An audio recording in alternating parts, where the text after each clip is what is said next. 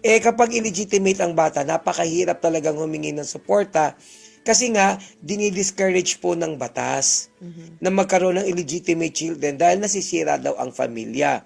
If you ask me, I do not agree with that, pero very conservative ang law eh.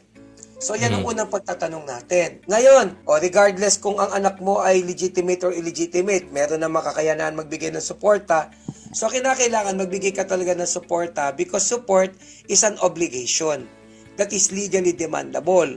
So pag ipinagkait mo yan, yung nanay maaaring magpunta sa korte para magsampa ng vowsy, lagi nating nasasabi yan, criminal case, or a mere petition for support, depende po doon sa facts o sa circumstansya na nakapaloob doon sa inyong issue or sa inyong kaso.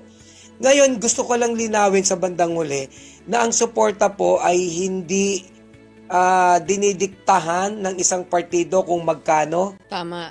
at gaano ika nga kalaki. Kasi depende yan sa pangangailangan ng bata, depende rin sa kakayanan mo.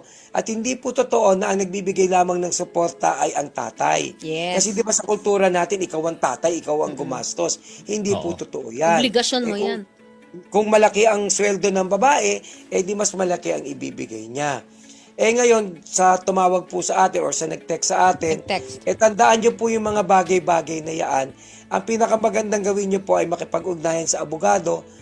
Siguro maganda magpadala kayo ng demand letter para ma-remind itong lalaki na ito na magbigay ng support. Yung demand letter, attorney, kailangan yung abogado niya ang susulat, kunyari, lalapit siya sa vowsy. Kahit naman siya lang din ang pumirma, pwede naman. Pwede naman. Ngayon, kung gusto mo magdemanda ng vowsy, wala kang pera para pagkuha ng abogado, pwede ka pumunta sa PNP, sa Women's Desk.